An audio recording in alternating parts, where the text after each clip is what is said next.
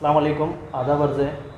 मैं Syed Kaleem SDPI social democratic party of India Maharashtra state president आज औरंगाबाद शहर के अंदर हमारे पार्टी के दो अहम लीडर, उसमें अब्दुल हन्नान साहब राष्ट्रीय NWC नेशनल वर्किंग कमेटी के मेंबर हैं और राष्ट्रीय सचिव रियाज फरंगीपेट, ये हमारे औरंगाबाद शहर के लिए आज तो आए हैं। यहाँ आने का मकसद जो है हमारे SDPI लीडरान का ये है कि आज शाम को हमारा प्रोग्राम है लोकसभा इलेक्शन को लेकर। आने वाले लोकसभा इलेक्शन के अंदर महाराष्ट्र स्टेट के अंदर हम जो है तो लोकसभा इलेक्शन कॉन्टेस्ट करने के लिए तैयारी कर रहे हैं। उस सिलसिले में हमारे नेशनल के लीडरान आज औरंगाबाद शहर के अंदर आए हैं। वो कुछ तफसील बातें भी आपके सामने भी रखेंगे। खैर मकदम है, आपका स्वागत है और लोकसभा की आमद है। अब सवाल ये है कि महाराष्ट्र में आपका कोई खासदार नहीं है, कोई आमदार नहीं है, कोई बहुत बड़ी आपकी बैंक नहीं है, उसके बाद एक ताकत से मैदान में उतरना कहाँ तक सही? Social democratic party of India मुल्क के मुख्तलिफ़ रियासतों में बहुत अच्छे तरीके से कैडर्स बनाकर, वोटर्स बनाकर काम कर रही है। महाराष्ट्र में भी हमारा काम बहुत अच्छे तरीके से ज़मीनी सतह से काम हो रहा है। इलेक्शन के बाद ही पता चलेगा कि कितने वोट हमें मिले हैं। अभी खासदार और आमदार का जो कैलकुलेशन आप कर रहे हैं वो कैंपेन के बाद, इंतखाबात के नतायज के बाद मालूम होगा। बहुत अच्छे तरीके से हमारा काम चल रहा है और अच्छी तैयारी हमारी चल रही है। सर, हम मीडिया के माध्यम से देख रहे हैं, आपको भी पता है कि इंडिया महागठबंधन का गठन हुआ है और उनकी कोशिश ही है कि इस देश में फ़िरक़ापरस्त ताकतों को रोकना है। सब एकजुट आ रहे हैं। सवाल ये है कि आपकी रणनीति क्या है? आप उनके साथ जाना पसंद करेंगे या जाने वाले हैं, क्या अकेले चलेंगे? नहीं, अकेले चलने में कोई सियासी इंटरेस्ट नहीं है। कम्युनलिज्म को ख़त्म करना, करप्शन को ख़त्म करना, ये हमारा भी एजेंडा है। गठबंधन के साथ जुड़ने की हमारी भी इच्छा है, लेकिन सिर्फ कुर्सी के लिए, सिर्फ इख्तिदार के लिए गठबंधन की बजाय कॉमन इश्यूज़ पर अगर गठबंधन हो तो बहुत ज़्यादा फ़ायदा होगा। जो बड़े बड़े इश्यूज़ हैं मुल्क को बचाने के, दस्तूर को बचाने के और फिर कॉन्स्टिट्यूशन को बचाने की जो गठबंधन होते हैं, उसमें पहले से भी हम जुड़े हुए हैं। आइंदा दिनों में अगर कोई वेलकम होगा, मौका मिलेगा तो हम भी गठबंधन में ज़रूर शामिल होंगे। सर, अभी जो हाल ही में मुंबई में मीटिंग हुई, तो क्या उनकी जानिब से आपको कोई दावतनामा, न्योता आया किसी मुख्तलिफ ज़राए से? नहीं, ऑफिशियली नहीं आया। हमें आने की उम्मीद है। जब गठबंधन की दावत आएगी हम ज़रूर जाएंगे। सर, एक सवाल ये है, ख़ासकर महाराष्ट्र का और औरंगाबाद का जो सियासी पस मंज़र है वो थोड़ा हटके। यहाँ MIM के महाराष्ट्र में 2 आमदार है और औरंगाबाद ज़िले में एक खासदार है। इतनी बड़ी मुस्लिम मेजोरिटी का एक भरोसा के साथ आज जुड़ा हुआ दिखाई देता है। ऐसे हालात में आप भी बीच में आना, आपको नहीं लगता कि मुसलमानों के वोट तकसीम होंगे, इसका सीधा फ़ायदा फ़िरक़ापरस्त ताकत होगा? आपको नहीं लगता सर? देखिए, महाराष्ट्र के अंदर आप जिस तरीके से बता रहे हैं, हम अभी भी शुरुआत में हैं, लेकिन 70-80 साल से SDPI यहाँ पर नहीं होने के बावजूद इख्तिदार पर कौन है? फ़िरक़ापरस्त ताकतों को ऊपर तक लाने का ज़िम्मेदार कौन है? चाहे वो वक्फ बोर्ड हो, माइनॉरिटी कमीशन हो और मुस्लिम पॉकेट्स हो, दलित पॉकेट्स हो, वहाँ पर फैशिज़म और फैशिस्ट ताकतें अगर इख्तिदार पर आ रहे हैं तो उसका ज़िम्मेदार कौन है? ये सबसे बड़ा सवाल है। अगर हमारी वजह से पावर में, अगर इख्तिदार में कम्युनिस्ट और कम्युनल पार्टियाँ आना था तो अब से आना था, लेकिन 70 साल सेक्युलर नाम निहाद हुकूमतें करने के बावजूद हुकूमत में कौन है, इख्तिदार में कौन है? तो इसका ज़िम्मेदार कौन है? इसका डायरेक्ट ज़िम्मेदार कांग्रेस और सो कॉल्ड जो सेक्युलर पार्टियाँ हैं वही इसका ज़िम्मेदार है। उन्होंने कम्युनलिज्म को बढ़ावा दिया, सॉफ्ट हिंदुत्व के ज़रिए से उनको परवान चढ़ाया और उसका वो भुगत रहे हैं। सर, हम देख रहे हैं कि अभी हाल ही में असद रवीज़ साहब ने एक बयान आया है। उनका कहना है कि हम, जैसा आप बता रहे हैं, हम सेकुलर पार्टियों पर भरोसा नहीं कर सकते, ये भी उनकी ज़हनियत फ़िरक़ापरस्त है, ऐसा उनका बयान आया है। उन्होंने कहा था कि अब तीसरा ऑप्शन की ज़रूरत है। क्या ऐसा कोई पहल होती है आने वाले भविष्य में, तो क्या आप तीसरे ऑप्शन के साथ जाना पसंद करेंगे? बाय द वे, अगर इंडिया गवर्नमेंट की तरफ से आपको बुलाना नहीं आता है तो? देखिए, हम इंतज़ार में नहीं बैठे हैं, हम अपना सफ़र शुरू किए हुए हैं, हमारी अपनी तैयारी चल रही है। हम वोटर्स को लुभाने के लिए और हमारे कैडर्स को इनक्रेज करने के लिए जो कुछ स्ट्रैटेजीज़ को अपनाना है, बूथ लेवल से हम काम शुरू किए हैं। जैसे जैसे आइंदा सियासी तकाज़े आएंगे, हमारा नेशनल कमेटी है, फ़ौरन मशवरा करेंगे, हालात के मुताबिक अवाम के लिए क्या बेहतर हमारा फ़ैसला होना चाहिए वो फ़ैसला हम ज़रूर लेंगे। सर, आने वाले वक्तों में अगर एनडीए में आपको अगर बुलाना नहीं आता है, बहुत खुल के पूछ रहा हूँ, और अगर तीसरा ऑप्शन भी अगर नहीं आता है, तो ऐसे हालात में फिर तो मजबूरी में आपको अकेले चलना पड़ेगा, फिर क्या करेंगे आप? नहीं, ये हम मजबूरी में चलने के लिए नहीं, सियासी पार्टी अपने पूरे ताकत के साथ, सलाहियत के साथ वोटर्स के सामने अपना एजेंडा रखेगी, अपना मैनिफेस्टो रखेगी, और फिर हम सब मिलकर, हमारी पार्टी में दलित हैं, क्रिश्चियंस हैं, लेडीज़ हैं, पढ़े लिखे हैं, सलाहियत वाले लोग हैं, इन तमाम से मशवरा करके उस वक्त के हालात के मुताबिक अगर पहला गठबंधन, दूसरा गठबंधन, तीसरा गठबंधन या अकेले चलना पड़े, जो मुनासिब उस वक्त में वोटर्स के लिए, मुल्क के लिए बेहतर है, वो हम करेंगे इंशाअल्लाह। सर, हम देखते हैं कि 75 सालों में जब से देश आज़ाद हुआ, हर मुस्लिम नुमा चेहरा या मुख्तलिफ मुस्लिम नुमा पार्टीज अलग अलग स्वरूप में आए, अलग अलग शक्लों में आए, लेकिन तज्जिया किया जाए, उसका विश्लेषण किया जाए, ये समझ में आता है कि हर वक्त के साथ हर मुस्लिम चेहरे ने या मुस्लिम नुमा पार्टी ने मुसलमानों को नुकसान पहुंचाने का काम किया या नुकसान जो उसका जरिया बना। अब सवाल ये है, आप भी इल्ला माशाल्लाह मुस्लिम नुमा चेहरा है, सारी बात है, सवाल ये है, बहुत कड़वा सवाल है, कैसे भरोसा करें एक पुराने तजुर्बे की रोशनी में? नहीं, आप जितने भी पुरानी तारीख़ के बारे में आप बोल रहे हैं वो इंडिविजुअल्स हैं।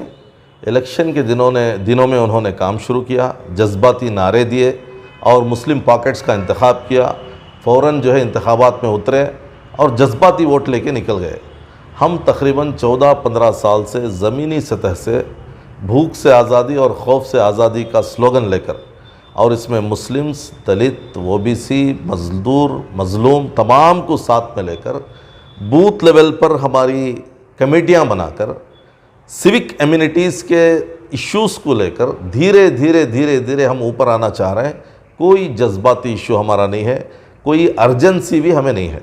बहुत इत्मीनान के साथ जाएंगे, लाइक माइंडेड लोगों को साथ में करेंगे और सो कॉल्ड जो सेक्युलर पार्टियां हैं उनको हम साथ में लेकर चलेंगे। लेकिन एक बड़ा काम धीमे में हो रहा है, दूसरी पार्टियों के साथ अगर हमारा मौज़ना हो रहा है तो हमारी कैडर बेस है और वो कैडर बेस नहीं थी। सर, महाराष्ट्र में जब लोकसभा इलेक्शन होंगे या विधानसभा इलेक्शन होंगे तो जाहिर सी बात है कि मुसलमान की जो आबादी है हर ज़िले के अंदर कम ज़्यादा कम बेश 15% है, 20% है कि 25% है। ऐसे हालात में हमारे मराठा भाई है, दलित भाई है, पिछड़ा समाज के लोग हैं। मेरा सवाल ये है कि आपके पास मुस्लिम नुमा चेहरे हैं क्या, और भी मराठा समाज के लीडरान हैं, दलित समाज के लीडरान हैं, आधा समाज के? जब जो इंतखाबात में जाएंगे तमाम पार्टियों के आपको मतलब लोगों के वोट होना चाहिए, वो कैसा मिलेंगे फिर आप? ये हिंदू मुस्लिम की जो तकसीम हो रही है ये कांग्रेस और बीजेपी की तकसीम है। ये तकसीम को हम ख़त्म करना चाहते हैं। यहाँ पर मसला मंदिर का, मस्जिद का, मसान का, ख़बरस्तान का, अज़ान का, हलाल का, हिजाब का नहीं है। यहाँ पर तालीम का, यहाँ पर हॉस्पिटल का, रोड का, पानी का, जॉब का, ये मसले हैं। हम जो मसले उठा रहे हैं वो मसलों में मज़हब कहीं भी बीच में नहीं आता। हर एक को भूख है, हर एक को मर्ज़ है, हर एक को तालीम की शिक्षा की ज़रूरत है, रास्तों की ज़रूरत है। बहुत ही ओपन एजेंडे के साथ हम जा रहे हैं। हमारे साथ धीरे धीरे, हाँ आप सही बता रहे हैं, पहली सफ़ में तो आपको मुसलमान नज़र आ रहे हैं, लेकिन हमारे साथ, हमारे एजेंडे के साथ, हमारे पॉलिसीज़ के साथ दलित, मराठी, ओबीसी और जितने भी बैकवर्ड सेक्शंस हैं, पसमानदा तबक़ात हैं, तमाम जुड़ते चले जा रहे हैं। इसीलिए आप कर्नाटक वगैरह में देखे होंगे, बृहत महानगर पालिका कॉरपोरेशन में हमारी नुमाइंदगी है, पंचायत में 8 से 10 जगह पर गवर्नेंस हमारी है, और ये जो 330-340 हमारे ग्राम पंचायत के मेंबर्स हैं उसमें से 40 से 50 तक नॉन मुस्लिम भाई हैं। हमारे कैडर्स के अंदर नॉन मुस्लिम्स हैं, हमारी नेशनल कमेटी में नॉन मुस्लिम्स हैं। तो ये जो तरीक़ा है ये हिंदू मुस्लिम को बांटने का एक सियासी तरीक़ा है, लेकिन हमारा एजेंडा ऐसा नहीं है। हम तमाम को एक साथ लाकर उनको सियासी तौर पर खुद मुख्तार बना के एम्पावर करके रिप्रेजेंटेशन की तरफ उनको लेके जाने की कोशिश कर रहे हैं। सर, इससे एक हटके सवाल ये है, क्योंकि आप मतलब पूरे हिंदुस्तान लेवल के उस पोस्ट पे आप, क्या मुस्लिम नुमा चेहरा या मुस्लिम नुमा पार्टी आप समझ रहे हो मैं क्या कहना चाह रहा हूँ? क्या इस नाम से देश में चलना, आवाज़ देना, लोकसभा विधानसभा इलेक्शन लड़ना, क्या मुसलमानों के लिए फ़ायदेमंद है या नुकसानदेह? अगर आप कॉन्स्टिट्यूशन में देखेंगे तो कॉन्स्टिट्यूशन शुरू होता है we the people of India. Hindustan में जो भी बच्चा पैदा होता है उसको उसके मज़हब से जाना नहीं जाता, वो सिटीज़न ऑफ इंडिया के तौर पर जाना जाता है, एक चीज़। दूसरी चीज़, यहाँ पर कैस्ट सिस्टम बहुत ज़्यादा है। कैस्ट सिस्टम और मज़हब, लैंग्वेज की बुनियाद पर बहुत से पॉकेट्स बटी हुई हैं और रिप्रेजेंटेशन का यही माना है कि वो अपनी अपनी कौम को, अपने अपने समाज को वो रिप्रेजेंट करें। 500 से ज़्यादा जो सीटें पार्लियामेंट में हैं वो हर तबका अपने अपने मज़हब को, अपने अपने कल्चर को, अपने अपने मानने वालों को रिप्रेजेंट करने ही के लिए वहाँ पर आता है। हम मुस्लिम्स अगर रिप्रेजेंटेशन चाह रहे हैं तो क्यों चाह रहे हैं? मुसलमानों की तालीम, मुसलमानों के लिए बेसिक एम्यूनिटीज़, मुसलमानों के लिए बैंक, मुसलमानों के लिए हॉस्पिटल। क्या 20% मुसलमानों को हैंडीकैप बनाकर एक बेहतरीन इंडिया बना सकते हैं? इंडिया के मैप को अगर 25% आप डार्क में रखेंगे तो इंडिया कैसा नज़र आएगा? अगर पूरा इंडिया शाइनिंग होना है, डेवलप होना है, तो मुसलमानों को भी अपलिफ्ट करना है, दलितों को भी अपलिफ्ट करना है, ओबीसीज़ को भी अपलिफ्ट करना है, कॉन्स्टिट्यूशन के तमाम आर्टिकल्स को इम्प्लीमेंट करना है, तभी जाके होता है। मुस्लिम मुस्लिम मुस्लिम 1000 बार अगर बोलेंगे तो मेरा यही जवाब रहेगा कि मुसलमान भी यहाँ के फर्स्ट सिटीजन्स हैं। उनकी तालीम, उनका रिप्रेजेंटेशन, उनका डेवलपमेंट भी इंडिया ही की बेहतरी के लिए, डेवलपमेंट के लिए बहुत ज़रूरी है। और इसके लिए अगर हम काम कर रहे हैं, अगर आपको ऐसा महसूस हो रहा है तो हमें फ़ख्र भी है कि एक तबके को कम से कम हमने रिप्रेजेंटेशन शुरू किया है। लेकिन हमारा जो डोर है वो ओबीसीज़ के लिए भी है, दलित्स के लिए भी है। कितनी ऐसे मिसालें मैं दूँ, यहाँ तक कि हम एक कमेटी बनाए हैं, committee for social justice. Committee for social justice का चेयरमैन BM कामले साहब हैं, महाराष्ट्र से। तो ये चीज़ें क्या हैं? और कितने ऐसे चर्चेस पे अटैक हुए जिस पर social democratic party of India ने रिप्रेजेंट किया? कितने दलित अट्रॉसिटीज़ के मौके पर social democratic party of India ने एड्रेस किया? इसका माना यह है कि किसी भी पार्टी में अगर एक चेहरा है, फॉर एग्जाम्पल कांग्रेस में अगर आप देखेंगे सोनिया गांधी का चेहरा है, तो क्या आपको क्रिश्चियन नुमा पार्टी दिखती है? मिसाल दे रहा हूं।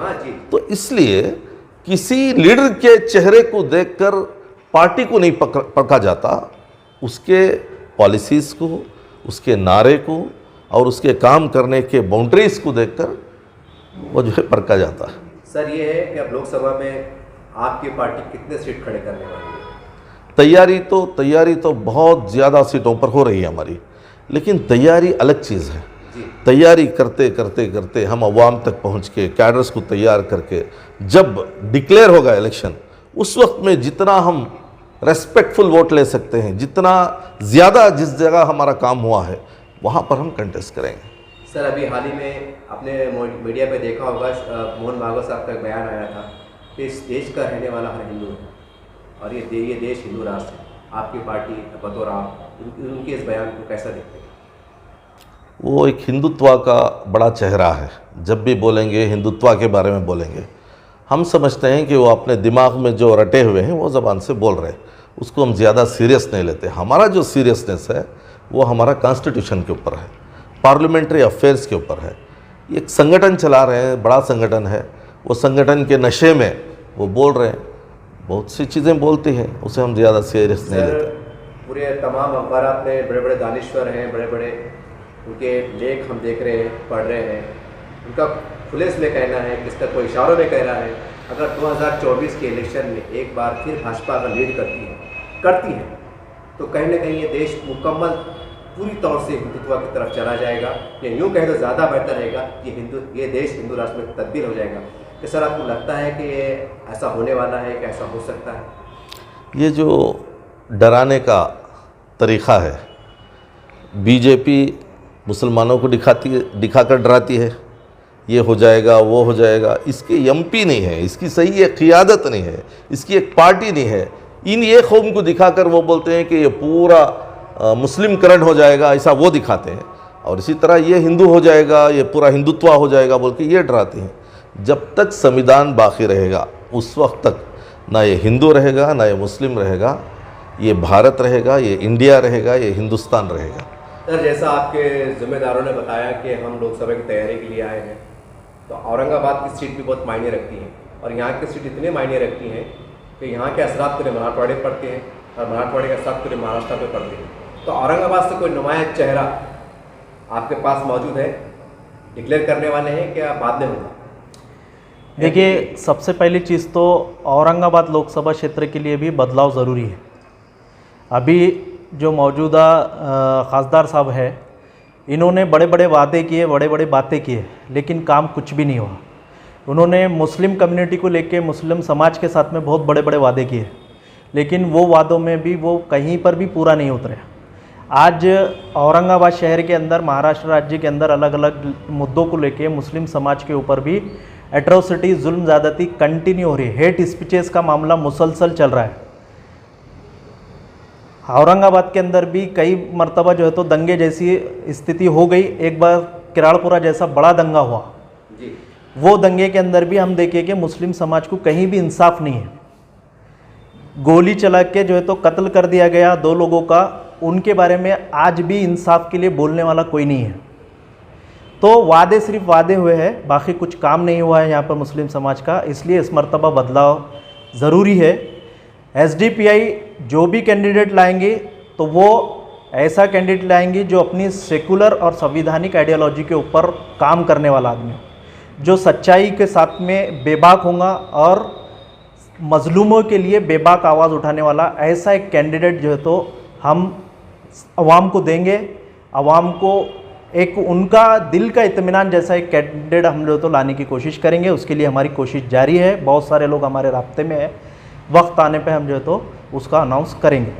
सर, जैसा आपने कहा है, लेकिन सवाल ये है कि हम देखते हैं कि भाई जो पार्टी का मेजोरिटी होती है, 10, 12, 15 खासदार होते हैं, 20 एक आमदार होते हैं, ऐसा कहा जाता है कि उनकी आवाज़ सुनी जाती है, उनका दबदबा रहता है। क्या आपको लगता है कि महाराष्ट्र में एक होता है कि एमआईएम का खासदार, जैसा आप बता रहे हैं कि उन्होंने काम नहीं किए, कि वाकई वो बहुत कुछ कर सकते थे अकेले होने के बाद, ऐसा लगता है आपको? देखिए, हमारे पास एक और मेजॉरिटी का मसला नहीं है।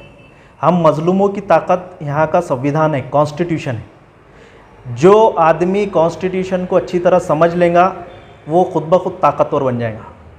औरंगाबाद शहर का नामांतरण के मुद्दे की अगर आप बात करेंगे तो हाई कोर्ट का आज भी स्टे है, लेकिन गैर कानूनी तरीके से पुलिस प्रशासन और कई सरकारी विभाग जो है तो औरंगाबाद का नाम चेंज करके संभाजी नगर लिख रहे हैं। क्यों संविधान को आपको यकीन नहीं है क्या? खासदार होकर भी क्यों डरते आप? लगता है सर आपको डर रहे हैं, और कैसा लगता है? बात दो ही हो सकती है। आप जो अभी ने लफ्ज इस्तेमाल किया है, डर। एक ही दो ही बात उसमें हो सकती है। जी। संविधान हमारा इतना ताकतवर है, हमारा लोकतंत्र इतना ताकतवर है कि हम उसके ऊपर भरोसा करके हमारे इंसाफ के लिए आवाज़ उठा सकते हैं। अगर 2 सिचुएशन के अंदर आदमी आवाज़ नहीं उठाएगा, एक तो डर या फिर दूसरा जो है तो जो पॉलिटिकल बेनिफिट्स रहता, सियासी मफाद परस्ती जिसको बोलते हैं, ये 2 चीज़ों के बीच में आदमी खामोश होता है। ये खुली चीज़ें हैं, हमको भी अच्छी तरह इसको समझना चाहिए। आवाम को भी इन तमाम चीज़ों को आँखों से देखने के बाद अब बेदार होना चाहिए। सर, हमने देखा है, आप भी शहर यानी औरंगाबाद से ताल्लुक़ रखते हैं, कि जब उनका जिक्र निकल ही गया है तो एक सवाल जहन में आ गया। खातिर साहब ने कई बार कहा है मौके पर कि भाई जमहूरियत को बचाने के लिए, सेकुलरिज्म को बचाने के लिए हम 2 कदम चलने को तैयार है, पीछे हटने को तैयार है। सबके लिए उन्होंने ऑफर किया था, उसमें आप भी शामिल हो सकते हैं। एक एग्जाम्पल, तो क्या आने वाले वक्त में मुमकिन है कि आपकी पार्टी और एमआईएम की कहीं ना कहीं नज़दीकियाँ बढ़े या कुछ रास्ता हमवार हो? मुमकिन है ऐसा? बिल्कुल, लेकिन हमारे अंदर फ़र्क यही है कि हम सिर्फ कैमरे के ऊपर बात नहीं करेंगे, हम प्रैक्टिकली कोशिशें करेंगे। कोशिशें कर ये हमको यकीन है कि उसके बाद रास्ता निकलेगा। सिर्फ बोल कर बात करके कुछ हासिल होने वाला नहीं है। प्रैक्टिकली कैसे जो है तो हम जो है तो मराठा समाज को अपने साथ जोड़ेंगे, कैसे हम जो है तो दलित समाज को अपने साथ जोड़ेंगे, कैसे बहुत सारे नॉन मुस्लिम्स है, हिंदू है और क्रिश्चियन कम्युनिटी के लोग हैं जो आज मजलूम बनकर रह रहे हैं, वो भी आज जो है तो सताए हुए हैं, उनके ऊपर भी जुल्म ज़्यादती हो रही है। अगर जुल्म ज़्यादती नहीं होती तो मराठा समाज आज इतनी जो है तो आंदोलन के लिए अपनी कुर्बानी नहीं देता।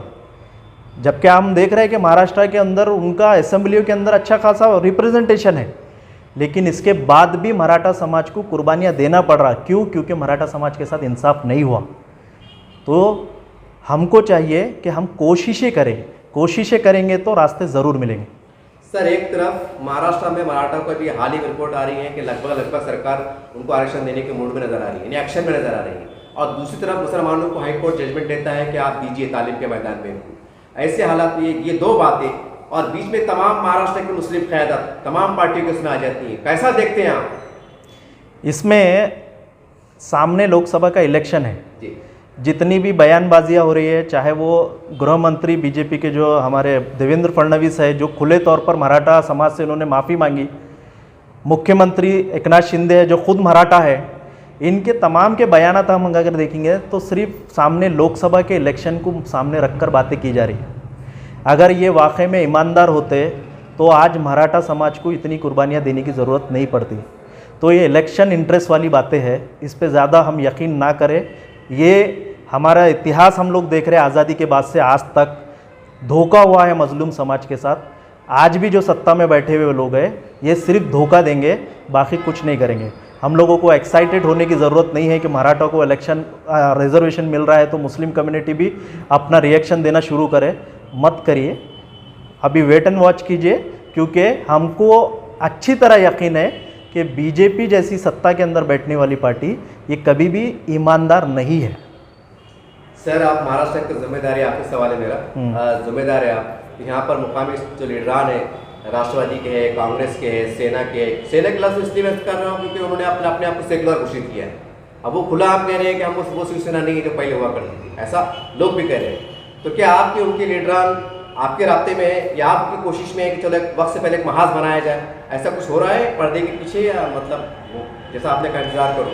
जी, शिवसेना को अगर सवाल है तो शिवसेना के लिए हमारे पास ऐसा कोई कोशिश भी नहीं है और उनसे कोई उम्मीद भी नहीं है हमको, और हम आगे चलकर उनका कोई साथ में जाएंगे बोल के ऐसा हमारी कोई सोच भी नहीं है। क्यों? क्योंकि कुछ मुद्दे ऐसी रहती है जो उस मुद्दों के ऊपर जो है तो सामने सियासी लोगों को बेनकाब किया जा सकता है। तो बाबरी मस्जिद का मामला, उसके ऊपर शिवसेना के बयानबाजियाँ जो है वो उनके ऊपर उनके चेहरे को बेनकाब करने के लिए काफ़ी है। रही दूसरे सेकुलर पार्टी की बात, वो सेकुलर पार्टियों के बाद हमने अभी हमारे नेशनल की जिम्मेदारी ने भी क्लियर किया है कि हम जो है तो अकेले चलने के हिसाब में नहीं है, हम सबको साथ में लेंगे, सेकुलर लोगों को भी साथ में लेंगे, और यहाँ पर इस देश को फांसीवादी जो सोच और जो सत्ता में बैठे हुए लोग हैं, हमारे इस देश को उनसे कैसे निजात दिलाएंगे उसके लिए जो है तो हम कोशिश ज़रूर करें। सर, अभी आपने शिवसेना का नाम लिया सर, तो बड़ी हैरानकुन बात यह है कि मुंबई में भी इंडिया का जो गठबंधन का इजलास हुआ, कई छोटी बड़ी पार्टियों के जिम्मेदार यानी शरद पवार साहब, उद्धव ठाकरे साहब, ये दो प्रमुख चेहरे सामने से थे। ऐसा लग रहा था कि पूरा लीड वो कर रहे हैं और आप कह रहे हैं कि हम उनके साथ जाएंगे नहीं। अब सीधी सवाल निकल के आ रहा है कि फिर आपका गठबंधन होता नहीं या आपका कुछ युति होती नहीं, ऐसे हालात में फिर तो क्या कर सकते हैं? नहीं, ये सोचना जो है तो हमको नहीं है, एसडीपीआई को, कि हम जाने के वास्ते क्या करेंगे। सोचना सेकुलर पार्टियों को कि वो सेकुलरिज्म के नाम पर किन लोगों को अपने साथ में बिठा रहे हैं, ये उनको सोचना चाहिए। जिन लोगों ने लोकतंत्र को, संविधान को पूरे अपने पैरों के अंदर रौंद दिया, वैसे लोगों को बिठाकर आप सेकुलरिज्म को बचा सकते क्या?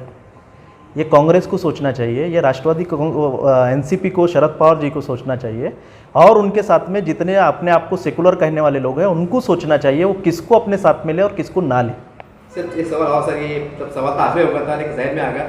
ऐसी हालात में सर, मैं तज्जिया कर रहा हूँ, मैं इंटरव्यू कवर कर रहा हूँ, तज्जिया में कर रहा हूँ, ऐसे हालात में महाराष्ट्र में सिर्फ दो पार्टियां बच जाती है, एक आप और एक एमआईएम, क्योंकि एमआईएम भी कह रही है कि हमको राष्ट्रवादी भी नहीं चलती है, कांग्रेस भी नहीं चलती, आप भी कह रहे हैं ये भी नहीं चलते, तो दो आप अकेले एक महाराष्ट्र में चेहरे से रह जाते हैं कि जिनका गठबंधन हो सकता है कि हो जाए। ये तज्जिए की रोशनी में कह रहा हूँ, अब क्या करेंगे आप? नहीं, आप जो सोच रहे हैं ऐसा नहीं है। अभी बहुत सारे जो है छोटे छोटे पार्टियाँ और भी है जी, उसके साथ में बड़े पार्टियाँ भी है। जी। जो अभी अलायंस से दूर है। साउथ के कई पार्टियां हैं जो ये इंडिया अलायंस से दूर है जी। अभी भी, तो अभी भी बहुत सारी गुंजाइशें हैं।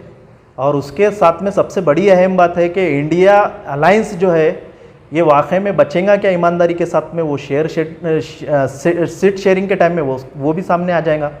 क्योंकि ये लोगों का जो तरीक़ेकार या इनके जो बातचीत हमारे सामने आ रही है उसके अंदर बहुत ज़्यादा तज़ाद है, वो तज़ाद आगे बढ़ने के भी चांसेस है।